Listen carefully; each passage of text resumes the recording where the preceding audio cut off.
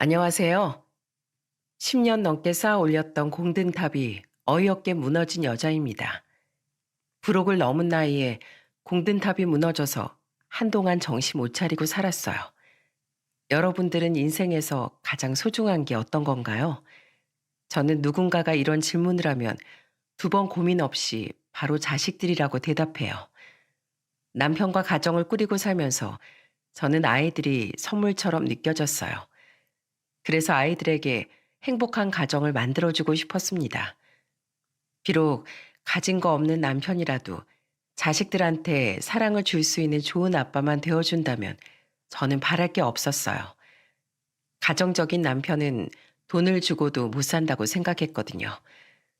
그래서 저는 남편이 큰 돈을 벌어올지도 모른다는 기대보다 더 좋은 남편과 아빠가 될 거라는 기대가 있었답니다.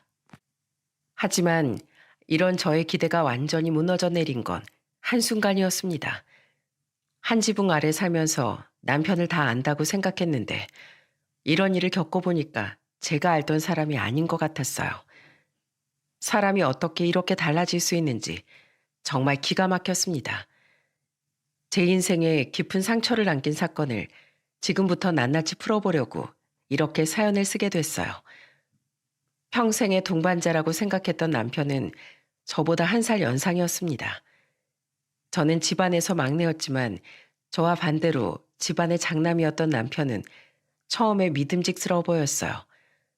그래서 남편의 듬직한 모습에 반해서 연애까지 하게 됐어요.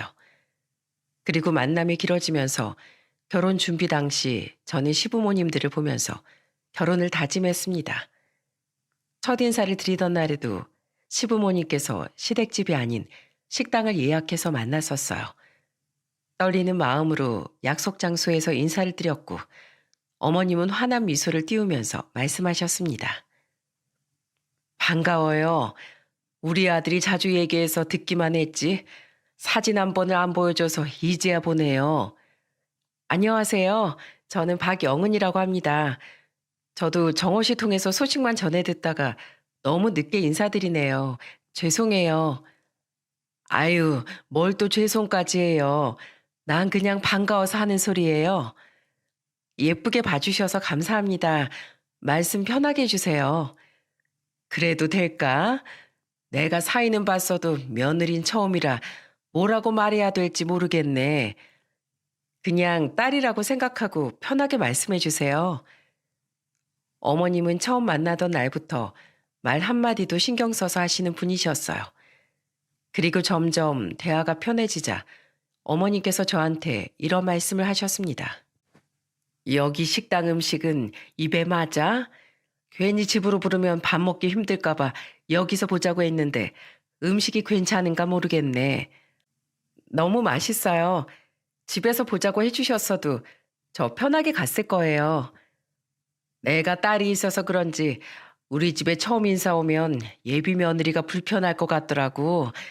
괜히 시댁에 오면 가만히 있기 불편하잖아. 나도 며느리였던 시절이 있어서 다 알아. 그때 어머님의 말씀에 정말 깜짝 놀랐어요. 저도 아마 시부모님이 사시는 집으로 인사드리러 갔다면 엉덩이를 땅에 붙이고 앉아있지도 못했을 겁니다. 그래서 어머님의 세심한 배려에 저는 감동했어요. 그리고 옆에서 어머님의 이야기를 들은 아버님께서 절 보시면서 호탕한 웃음으로 말씀하셨습니다. 우리도 딸이 있어서 그런지 며느리가 아니라 꼭 딸이 하나 더 생기는 것 같아. 너무 부담 갖지 말고 편하게 생각해. 그렇게 생각해 주시면 제가 더 감사하죠. 제가 더 노력하겠습니다. 한 식구끼리 노력은 무슨 노력? 나는 더 바라는 거 없어. 둘이 잘 살면 그게 양가 어른들한테 효도하는 거야.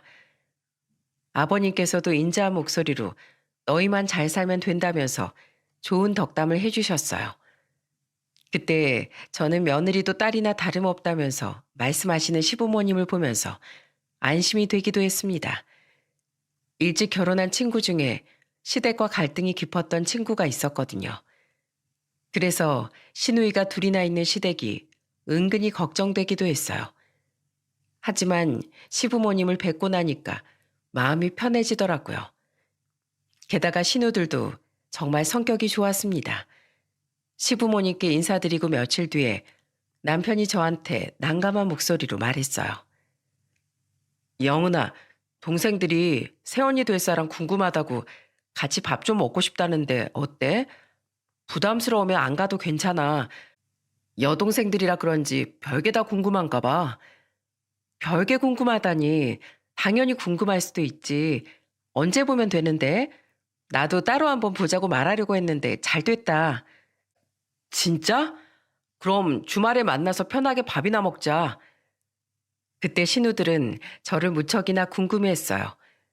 저도 신우들이 궁금했는데 마침 잘 됐다 싶어서 덜컥 약속을 잡았죠. 남편은 장남이었지만 시누이들이 먼저 다 결혼해서 이미 가정을 꾸린 상태였거든요. 그래서 신우들은 어떻게 사는지도 궁금하더라고요. 그렇게 만나게 된 신우들은 성격이 쾌활하고 참 좋았어요. 둘째 신우는 절 보자마자 궁금한 얼굴로 물었어요. 전 오빠가 어떤 여자 만나서 결혼할지 너무 궁금했어요. 36살인데 장가 갈 생각도 없어 보여서 가긴 가나 싶었는데 역시 짝은 있었나 봐요. 우리 오빠가 잘해줘요? 네, 잘해줘요. 집에선 어때요? 집에서는요? 아, 그건 나중에 우리끼리 있을 때 얘기해요. 오빠 없을 때 여자들끼리만 한번 뭉쳐요. 그럴까요? 아예 이찬 우리끼리 나가는 거 어때요? 저야 너무 좋죠. 안 그래도 오늘 애도 남편한테 맡기고 나왔는데 여자들끼리 한번 제대로 놀아봐요. 신우는 제 말에 신이 난 듯 말했어요. 그러자 신우들과 금세 가까워진 저를 보면서 남편이 놀란 목소리로 말했습니다. 여자들끼리 가서 무슨 얘기를 하려고? 그건 비밀이지. 여자들끼리 꼭 해야 될 얘기가 있어. 뭐야, 나도 같이 가. 남편이 같이 가자고 말하자 둘째 신우가 남편을 보면서 말했어요. 오빤 이럴 때 좀 빠져 있어. 나도 오빠 말고 언니 갖고 싶었거든? 뭐? 네가 다른 집 애들 못 봐서 그래. 나 정도면 얼마나 착한 오빠였는데. 아휴, 알겠어. 그러니까 이젠 나도 언니랑 좀 놀아보겠다고. 남잔 이럴 때 조용히 빠져주면 되는 거야. 그래, 아주 나 없이 내 얘기 많이 해라. 저는 신우들의 제안으로 그렇게 여자 셋이서 이야기를 하게 됐어요. 그때 막내 신우는 저를 보면서 이런 말을 했습니다. 우리 집은 아들이라고 더 예뻐하거나 아끼는 거 없었어요. 오히려 오빠한테 더 엄격했어요. 정말요? 보통은 장남이라고 더 아끼지 않아요? 그런 집도 있는데 저희는 부모님이 차별하면서 키우지 않았어요. 그래서 그런지 삼남매가 싸우는 일도 없고 적당히 잘 클 수 있던 것 같아요. 저도 애 키워보니까 저희 부모님처럼 차별 없이 공평하게 키운다는 게 참 어렵더라고요. 얼마 전에 어머님, 아버님 뵙고 인사드렸는데 너무 잘해주셔서 긴장 잔뜩 하고 왔다가 편한 마음으로 돌아갔어요. 오히려 너무 편하게 한 거 아닌가 걱정됐다니까요. 지금 얘기 들어보니까 참 배울 점이 많으신 것 같아요. 안 그래도 저희 엄마가 새언니 너무 좋다고 칭찬을 얼마나 많이 했는데요. 그래서 저희가 보고 싶다고 따로 약속까지 잡은 거잖아요. 정말요? 아, 진짜 다행이다. 우리 앞으로 잘 지내봐요. 새언니도 말 편하게 하세요. 우리 이제 자매처럼 지내요. 저야 너무 좋죠. 육아 선배니까 나중에 제가 많이 배워야겠어요. 걱정 마세요. 새언니 나중에 약속 있으면 애기도 우리가 봐줄게요. 편하게 가요. 신우들의 말에 저는 안심이 됐어요. 게다가 서로 통하는 점들이 많아서 그런지 정말 여동생이 생긴 것 같은 기분이었습니다. 부모님께서도 시댁 이야기를 들으면서 놀라면서 안심하기도 하셨어요. 그래서 저희는 양가 부모님들과 가족들의 축하를 받으면서 결혼식을 올릴 수 있었습니다. 결혼 후 남편은 제가 생각했던 것처럼 정말 다정했어요. 심지어 친정 부모님께도 얼마나 잘했는지 모릅니다. 중소기업에 다니면서 벌이가 좋지 못했지만 남편의 인성만큼은 누구보다 월등하다고 생각할 만큼 괜찮은 사람이었어요. 돈이야 더 벌 수 있지만 인간성은 쉽게 안 바뀌지 않습니까? 그래서 그때 남편이 저한텐 세상 최고의 남편이었어요. 제가 첫째를 임신했을 당시엔 친정엄마가 빙판길에 넘어지면서 발목이 다쳤던 적이 있었어요. 뒤늦게 오빠를 통해서 엄마 소식을 듣고 저는 친정엄마한테 전화해서 괜히 화를 내며 말했습니다. 엄마, 다쳤으면 나한테 말을 해야지. 왜 말도 안 하고 있었어? 너 임신했는데 괜히 걱정할까봐 그랬지. 별거 아니래. 의사가 깁스 잘하고 다니면 금방 나을 거라고 했어. 금방 나을 다리에 깁스를 하겠어?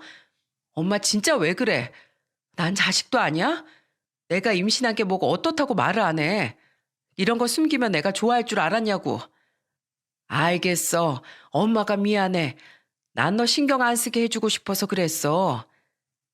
그때 저는 괜한 마음에 친정엄마한테 화를 잔뜩 냈어요. 첫째 임신했을 당시에 입덧이 심해서 친정엄마께서 저를 많이 챙겨주셨거든요. 그런데 정작 제가 필요할 땐 엄마한테 아무런 도움이 안 되는 것 같아서 속상한 마음에 괜히 화를 냈던 거예요. 결국 저는 엄마한테 울면서 말했습니다. 아니야, 엄마. 내가 미안해. 난 엄마한테 아무것도 못 해주니까 화가 나서 그랬어. 내가 답답해서 그랬던 거야. 뒤늦게 알게 하지 말고 그냥 나한테도 말해. 알겠지? 그래, 알겠어. 네가 이 정도로 속상해할 줄은 몰랐어. 홀몸도 아닌데 괜한 걱정 끼치고 싶지 않았어. 미안하다. 앞으로는 엄마가 꼭 말할게. 엄마의 말에 저는 괜히 울컥했던 것 같아요. 저를 걱정하는 엄마 마음을 누구보다 잘 알면서도 괜히 속상하더라고요. 그때 옆에서 엄마와의 통화를 듣던 남편이 저를 보면서 물었습니다. 어머님 다치셨어? 어제 연락드렸을 때도 별말 없으셨는데? 우리 걱정할까봐 말씀 안 하신 거래. 정말 속상해 죽겠어.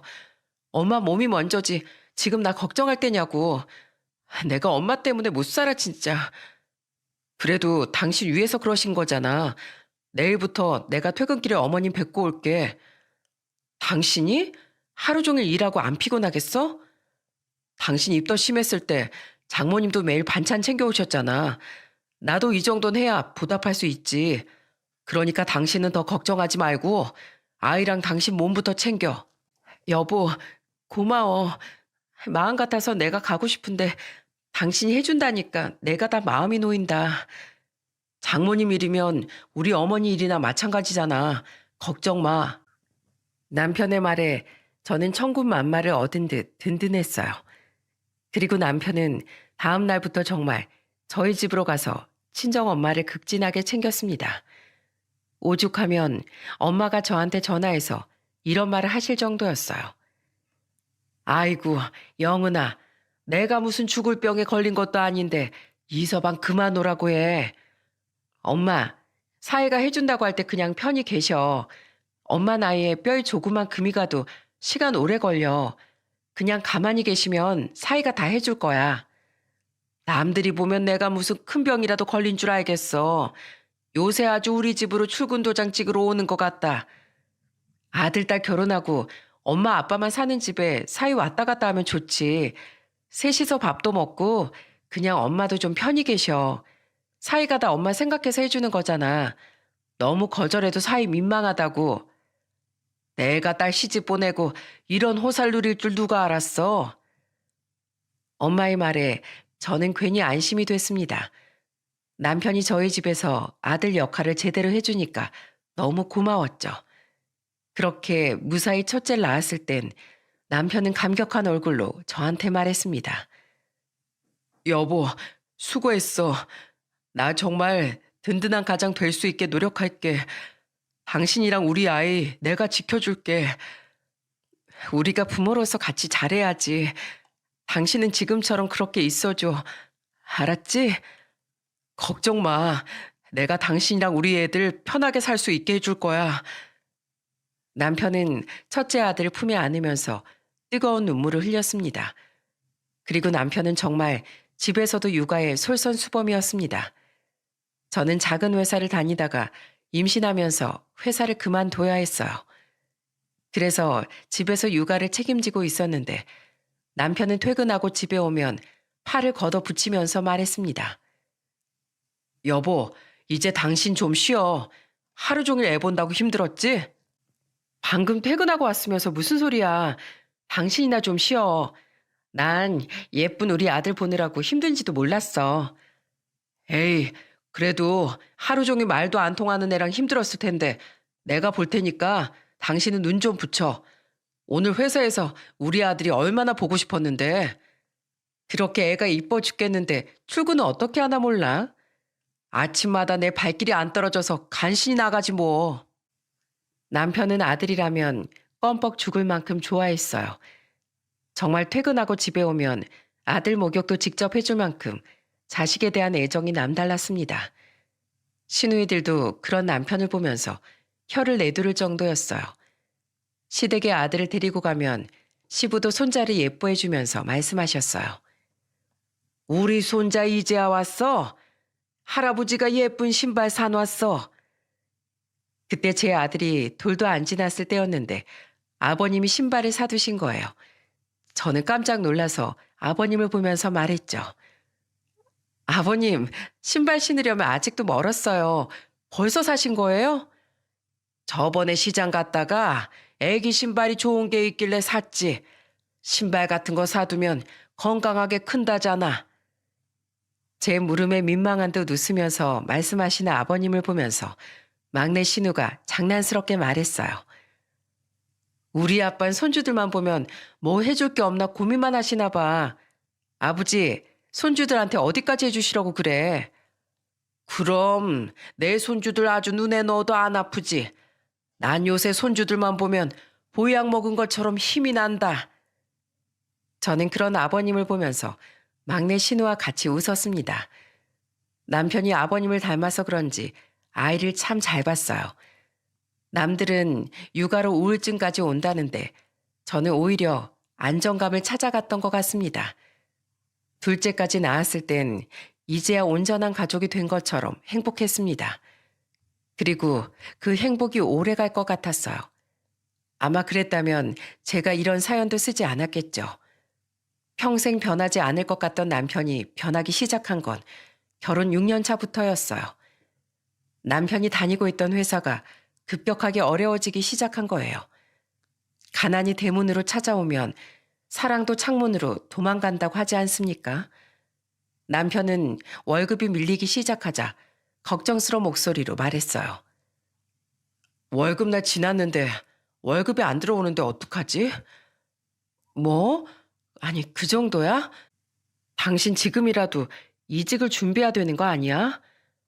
아, 월급이라도 잘 들어와야 될 텐데 걱정이다. 일자리는 알아보고 있긴 한데 내가 나이가 있어서 그런지 쉽지가 않네. 너무 급하게 생각하지 말고 천천히 알아봐. 설마 당신 자리 하나 없겠어. 저는 한껏 걱정하는 남편을 위로하며 말했어요. 아직 어린 아들 둘에 저까지 있어서 남편의 어깨가 무거웠을 겁니다. 둘째가 어려서 제가 일을 할 수 없었기에 온전히 남편이 혼자서 견뎌야만 했거든요. 그런데 남편 회사가 얼마 버티지 못하고 부도가 나고 만 겁니다. 남편은 좌절하면서 잔뜩 취한 채 집에 들어와 하염없이 울었어요. 여보, 미안해. 이제 난 좋은 가정 되긴 클렀어. 무슨 소리야. 설마 회사 망한 것 때문에 그래? 회사가 거기 하나뿐인 것도 아니잖아. 그리고 회사가 망했지. 당신 인생이 망했어? 그런 것도 아니잖아. 나이 먹은 날 뽑아줄 회사가 있겠어? 난 끝났어. 망했다고. 그래, 당신 하는 거 보니까 이미 망했네. 정신을 똑바로 차려도 모자랄 판에 술을 마시고 와? 정신 차려.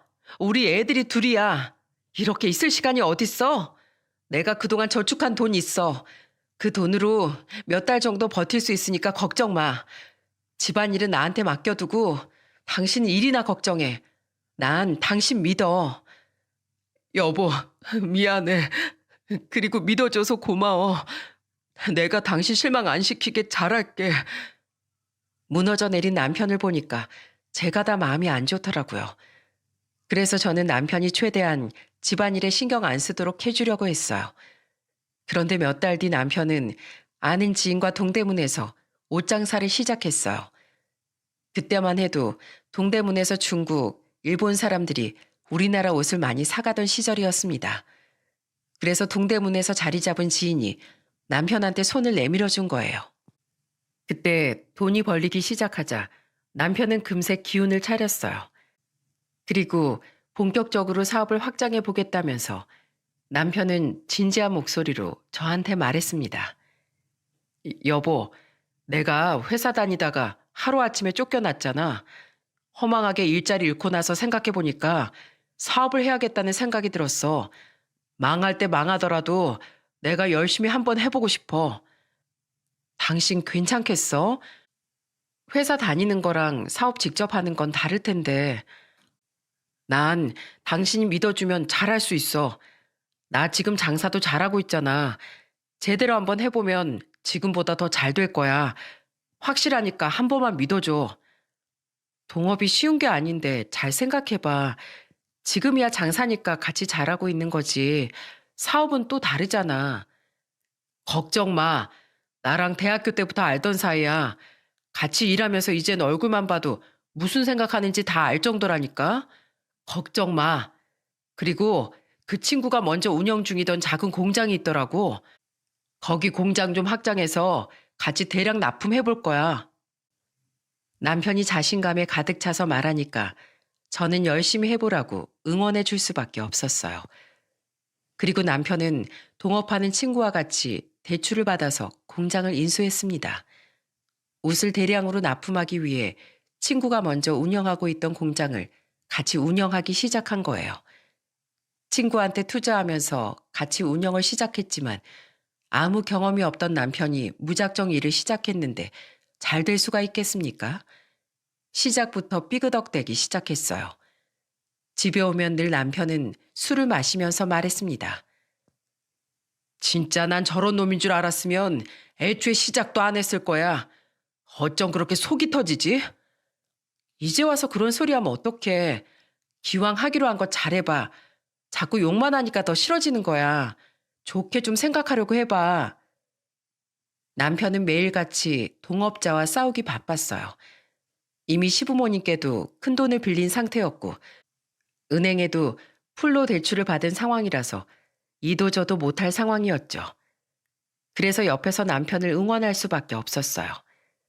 하지만 남편은 동업한 그 친구와 사이가 점점 멀어지면서 공장 경영까지 어려워지기 시작한 겁니다. 그런데 문제는 경영이 어려워지면서 동업자와 서로 탓하기 바빴어요. 심지어 남편은 집에서도 동업자와 고성을 지르면서 통화를 하더라고요. 야, 내가 먼저 투자 멈추자고 했잖아. 그때 멈췄으면 좀 좋아? 일을 이렇게 만든 사람이 누군데 그런 소리를 해? 애초에 네가 나 꼬드겨서 무리하게 투자한 거잖아. 지금 장난해? 처음부터 널 믿은 내가 미친놈이었지. 유치원생이었던 애들이 있는데도 남편은 아랑곳하지 않고 동업자와 고성을 주고받으면서 소리쳤습니다. 그때 통화를 끝내고 나오는 남편한테 저는 답답한 목소리로 소리쳤어요. 여보, 집에 당신만 있는 거 아니잖아. 듣는 우리 애들 생각도 해야지. 그렇게 소리를 지르면 어떡해. 이제 애들도 대충 들으면 따라한다고. 아, 너무 답답해서 그랬어. 미안해. 그때도 남편은 동업자와 서로 니 탓 내 탓하면서 싸우고 있었어요. 동업자 사이에 금이 가기 시작했는데 공장이 잘 돌아갈 리가 있었겠습니까? 결국 남편은 친구와 소송까지 갔고 적자가 심해지면서 3년을 버티지 못하고 망해버린 겁니다.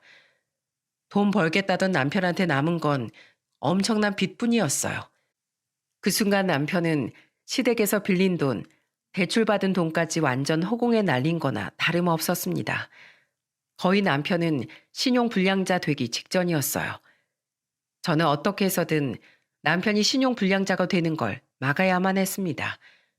그래도 남편이 신용불량자가 되는 걸 어떻게 가만히 보고만 있겠습니까? 취업이라도 하려면 신용불량자가 되는 건 막아야 했으니까요. 그때 아이들도 유치원에 다닐 때라서 저는 일을 하기 시작했습니다.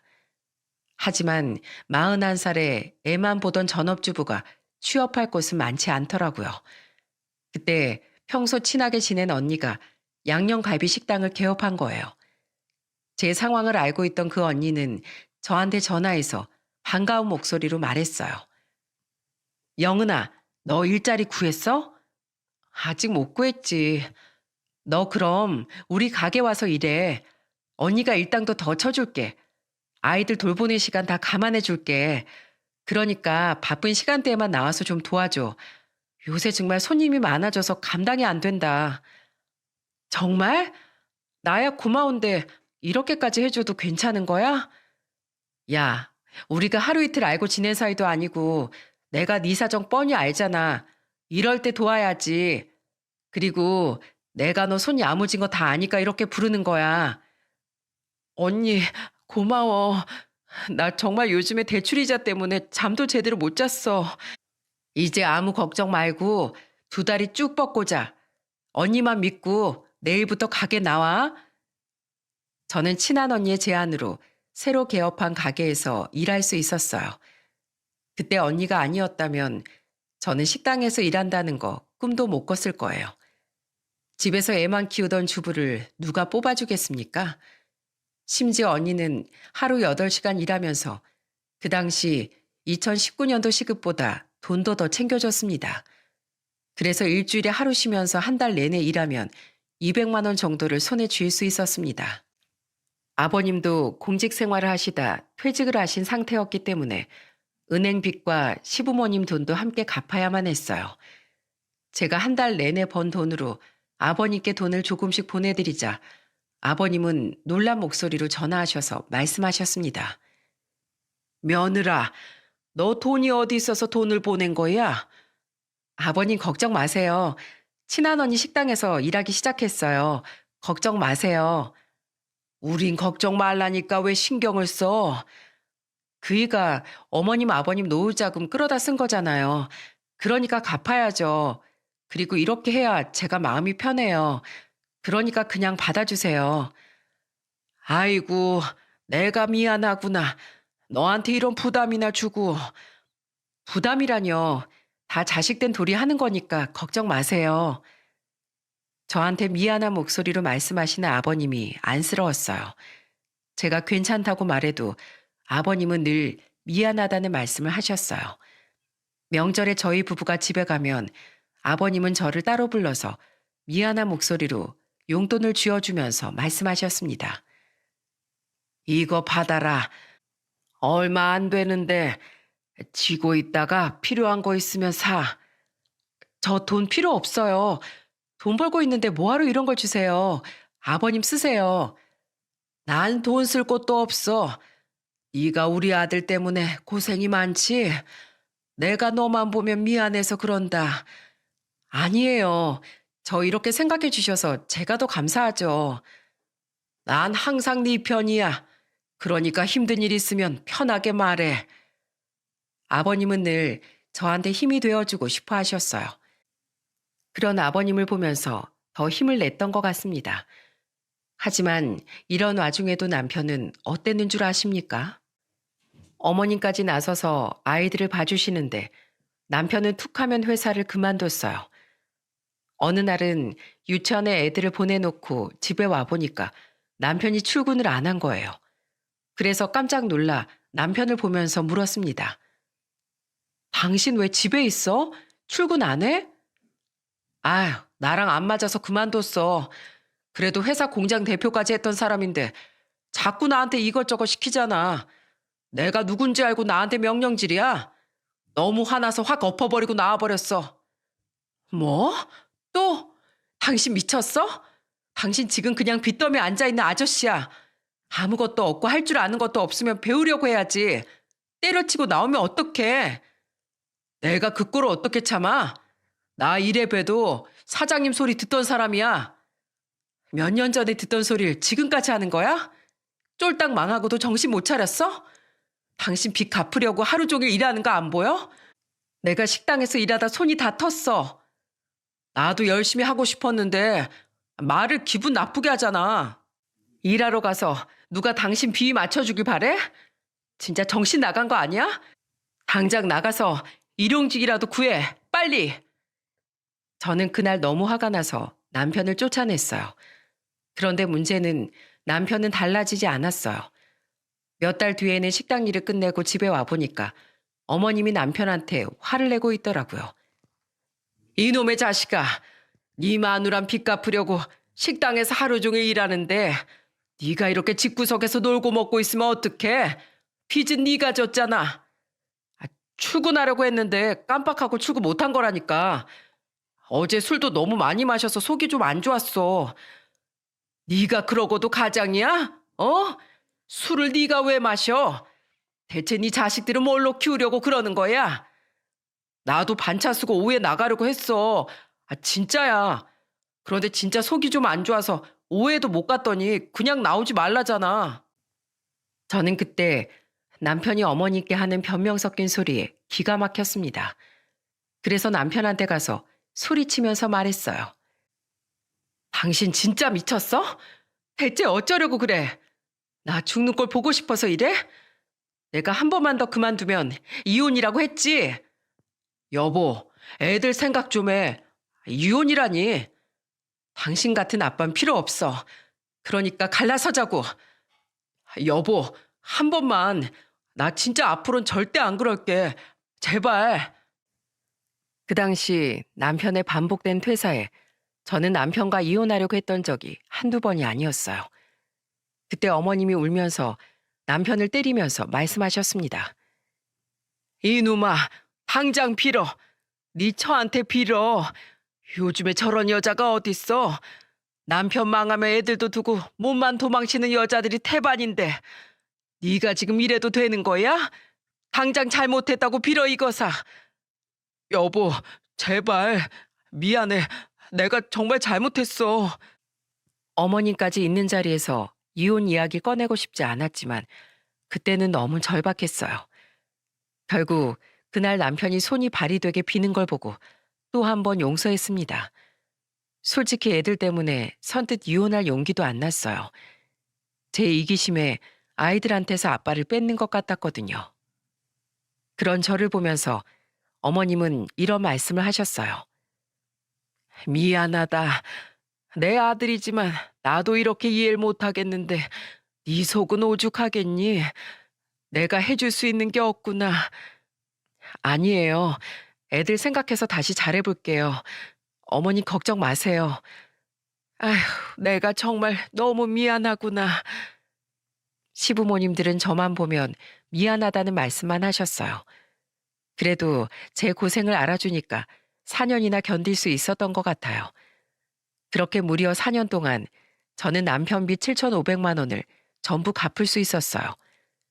그동안 숨통을 조여오던 빚을 전부 갚은 순간 저는 남편을 보면서 말했습니다. 여보, 이제 우리 빚도 다 갚았어. 그러니까 제발 정신 좀 차리고 살자. 이제 우리 애들도 초등학생이잖아. 당신이 정신 차려야지. 당신 그동안 고생했어. 나 다시 애들 아빠로 가장으로 잘 살아볼게. 내 인생 구제해줘서 너무 고마워. 남편은 다시 잘 살아보겠다면서 다짐했어요. 그런데 사람 일은 정말 한치 앞을 모른다고 하지 않습니까? 제가 그렇게 지키고 싶어서 아등바등했지만 공든 탑이 무너진 건 한순간이었어요. 빚을 다 갚고서 한 8개월 정도 지났던 때였어요. 그날 남편은 애들도 다 잠든 시간 저한테 진지한 목소리로 할 말이 있다고 했어요. 그래서 이상해서 남편을 보면서 물었습니다.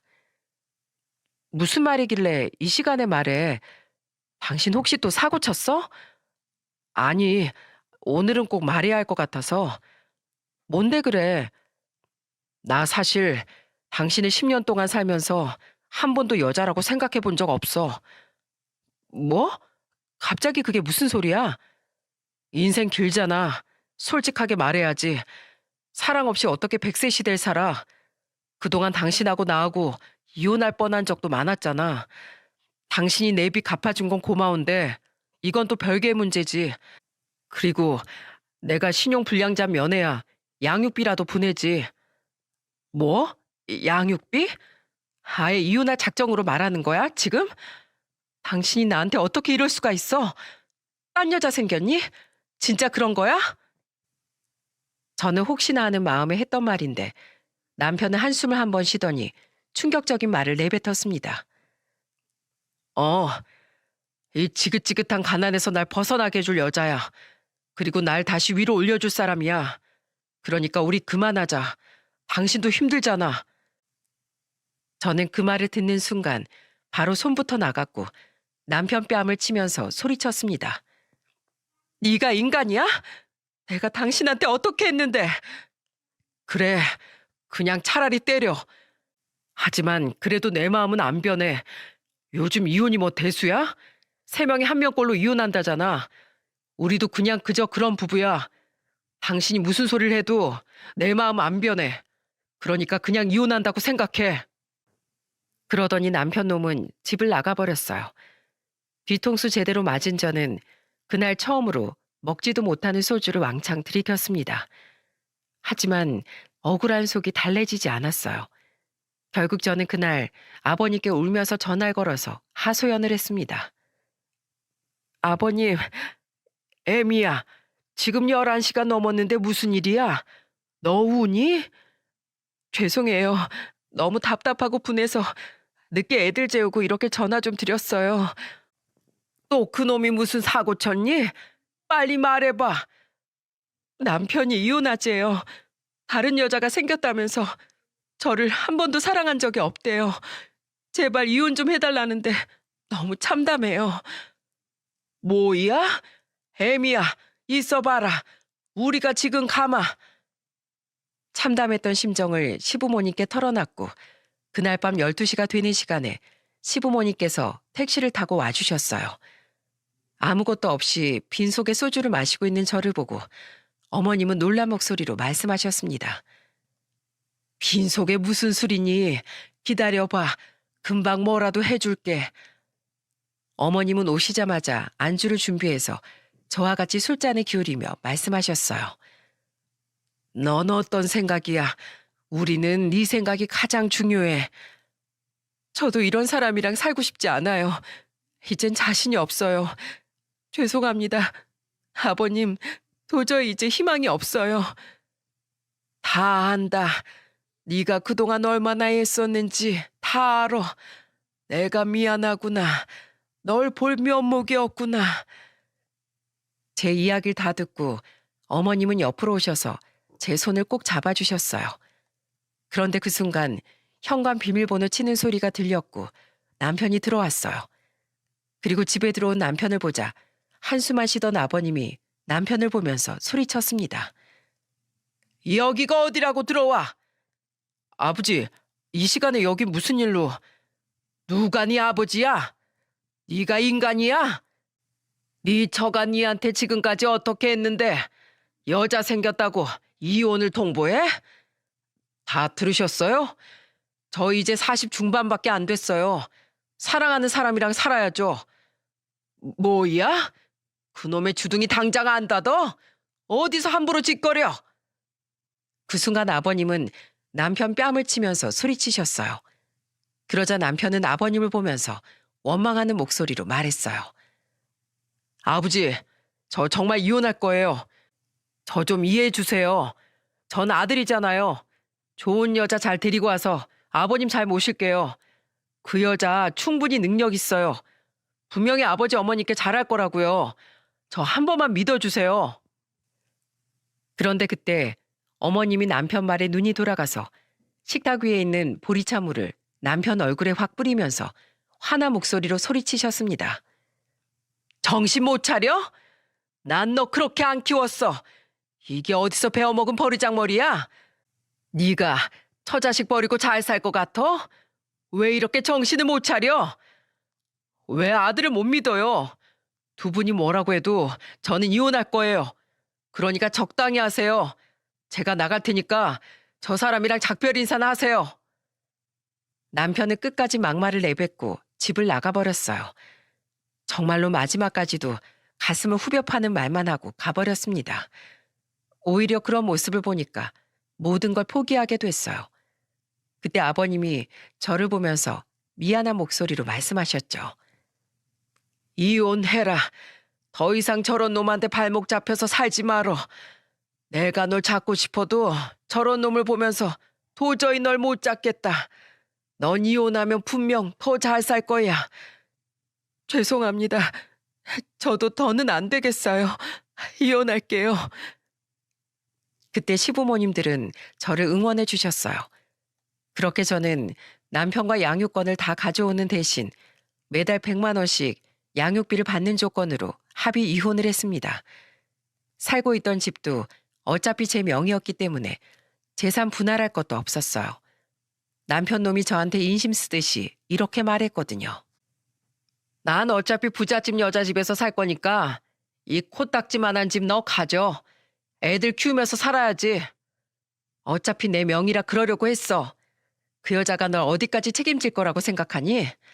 네가 이렇게 한심한 건 알고 있어?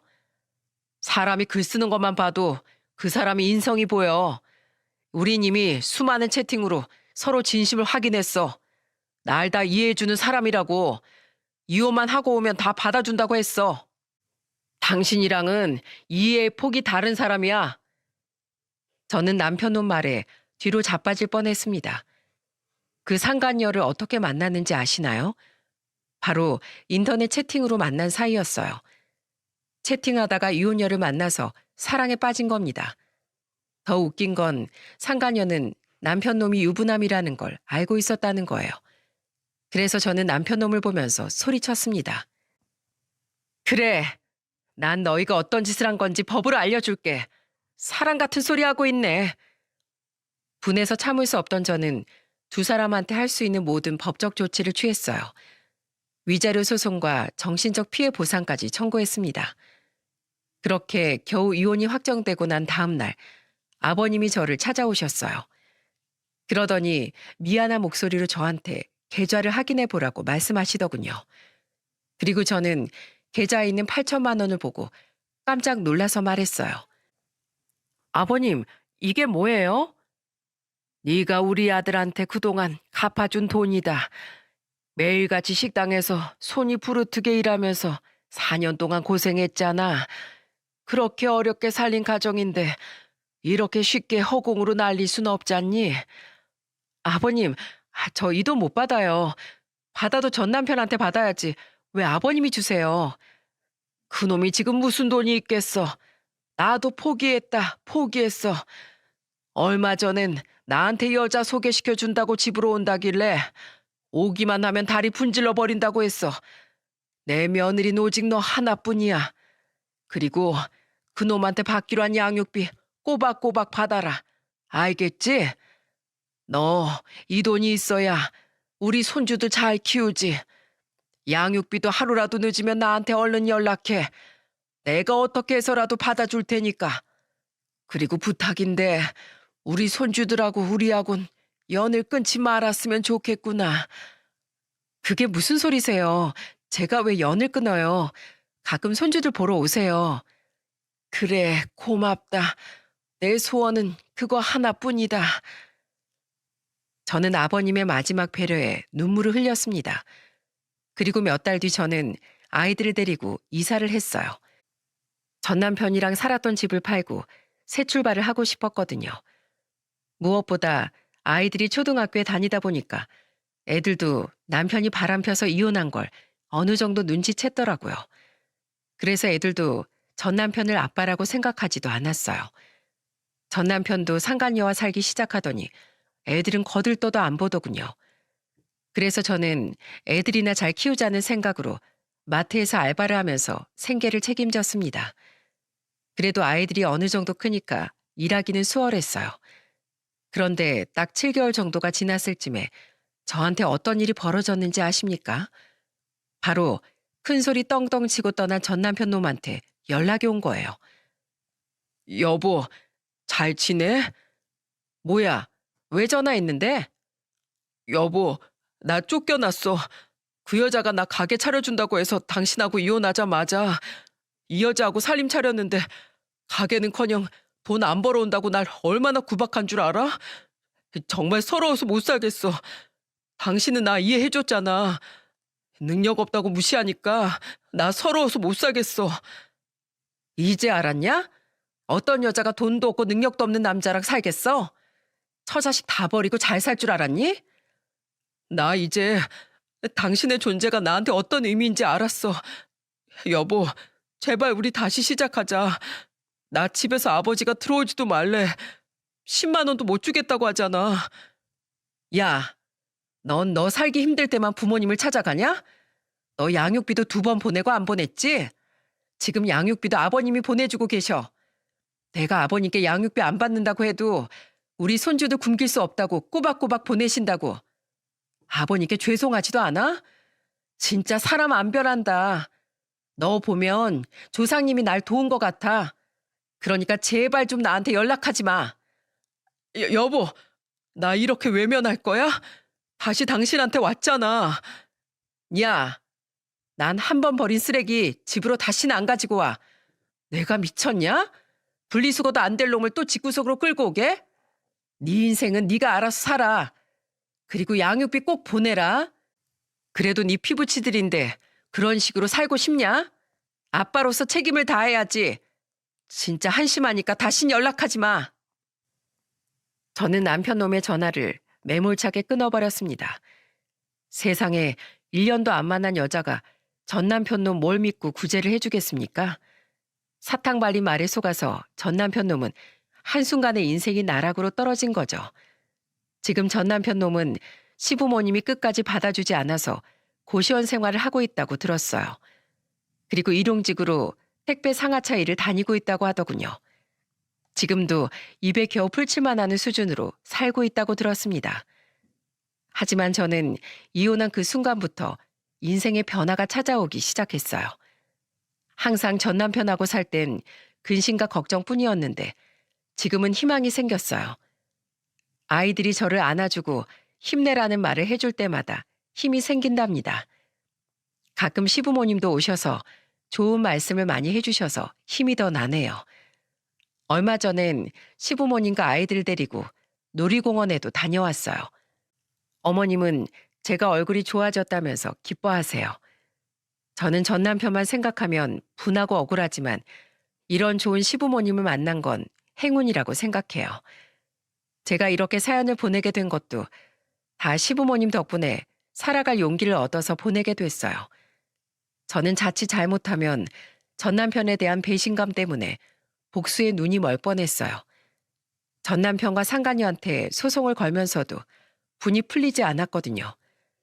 하지만 시부모님이 보여주신 사랑과 믿음을 보고 저는 오로지 자식을 위해 살겠다고 마음을 다잡을 수 있었답니다. 정말 최고의 복수는 제가 잘 사는 일이라고 믿게 된 겁니다. 다 지나고 보니까 잘못된 마음으로 사는 사람들은 알아서 스스로 망하더라고요. 자승자박이라는 말이 있지 않습니까? 결국 자기가 한 말과 행동으로 인해 어려움을 겪게 되더라고요. 여러분들도 저처럼 복수하려는 마음보다는 내 인생 잘 사자는 마음으로 견뎌보세요. 좋은 날이 안 올 것 같았는데 결국엔 좋은 날이 오더라고요. 안 좋은 일은 잘 보내주고 새해에는 좋은 일만 가득하길 바라겠습니다. 모두 힘내세요. 감사합니다.